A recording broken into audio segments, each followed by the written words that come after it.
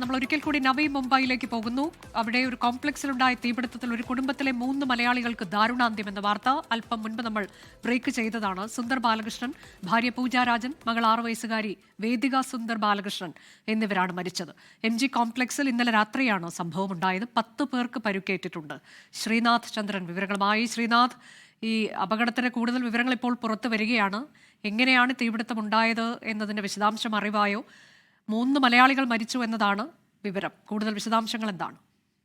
അനുജ, രാത്രി ഏതാണ്ട് 12:40 ഈ കെട്ടിടത്തിൽ തീപിടുത്തം ഉണ്ടാവുന്നത്. രഹേജ ബിൽഡേഴ്സിന്റെ MG കോംപ്ലക്സിലാണ് തീപിടുത്തം ഉണ്ടാവുന്നത്. തുടക്കത്തിൽ 10ാം നിലയിൽ തീപിടിക്കുകയും പിന്നീട് 11, 12 നിലകളിലേക്ക് തീ പടരുകയുമായിരുന്നു. ഈ തീപിടുത്തത്തിൽ 10 പേർക്ക് പൊള്ളലേറ്റ്, 10 പേർ ഇപ്പോൾ പൊള്ളലേറ്റ് ചികിത്സയിലുണ്ട്. 4 പേരുടെ മരണമാണ് ഇപ്പോൾ സ്ഥിരീകരിച്ചിട്ടുള്ളത്. അതിലാണ് ഒരു കുടുംബത്തിലെ 3 മലയാളികൾ മരിച്ചു എന്ന കാര്യം നമ്മൾ ഇപ്പോൾ സ്ഥിരീകരിച്ച് നൽകുകയും ചെയ്യുന്നത്. പൂജ രാജൻ 39 വയസ്സ്, അവരുടെ ഭർത്താവ് മരിച്ചിട്ടുണ്ട്. സുന്ദർ ബാലകൃഷ്ണൻ 44 വയസ്സ്, ഒപ്പം അവരുടെ 6 വയസ്സുള്ള മകളും വേദികയും ഈ അപകടത്തിൽ മരിച്ചു എന്നതാണ് ദുഃഖകരമായ കാര്യം. കമല ജെയിൻ എന്ന 84 വയസ്സുകാരി, മറ്റൊരു ഫ്ളാറ്റിൽ ഉണ്ടായിരുന്ന ഒരു സ്ത്രീയും ഈ അപകടത്തിൽ മരിച്ചിട്ടുണ്ട്. അങ്ങനെ 4 പേരുടെ മരണം, അതിൽ 3 മലയാളികളുടെ മരണം നമുക്ക് സ്ഥിരീകരിക്കാൻ കഴിയുന്നു. തിരുവനന്തപുരം സ്വദേശികളാണ് ഈ മരിച്ച മലയാളികൾ എന്നതും അറിയുന്നുണ്ട്.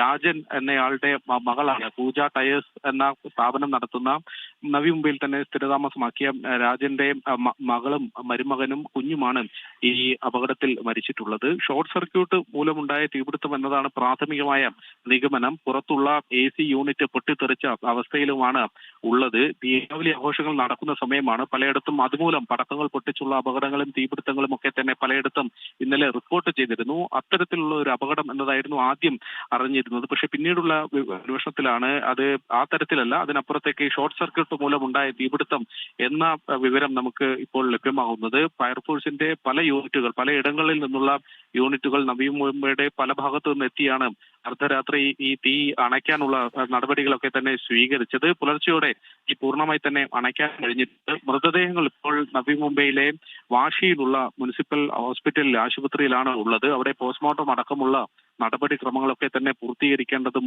ഉണ്ട്. 10 പേർ ഇപ്പോൾ ഈ ചികിത്സയാണ്, ഈ കെട്ടിടത്തിൽ താമസിക്കുന്ന 10 പേർ പൊള്ളലേറ്റ് ചികിത്സയിലുമാണ്. അനുജ, ഇതിൽ പൊള്ളലേറ്റവരുടെ നില എങ്ങനെയാണ്?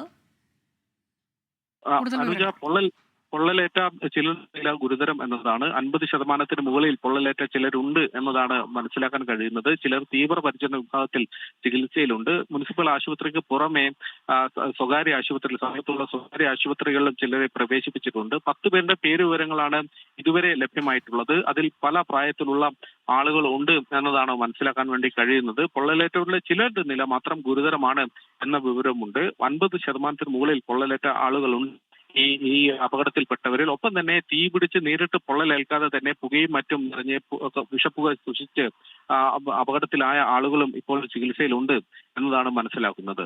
അനുജ, ലോകത്തെവിടെയായാലും ഏത് സമയത്തും 24 വാർത്തകളും ഓഗ്മെന്റഡ് റിയാലിറ്റി പാക്കേജുകളും എക്സ്പ്ലെയിനറുകളും വിശദമായി കാണാൻ ഞങ്ങളുടെ YouTube ചാനൽ നിങ്ങൾക്ക് സബ്സ്ക്രൈബ് ചെയ്യാം.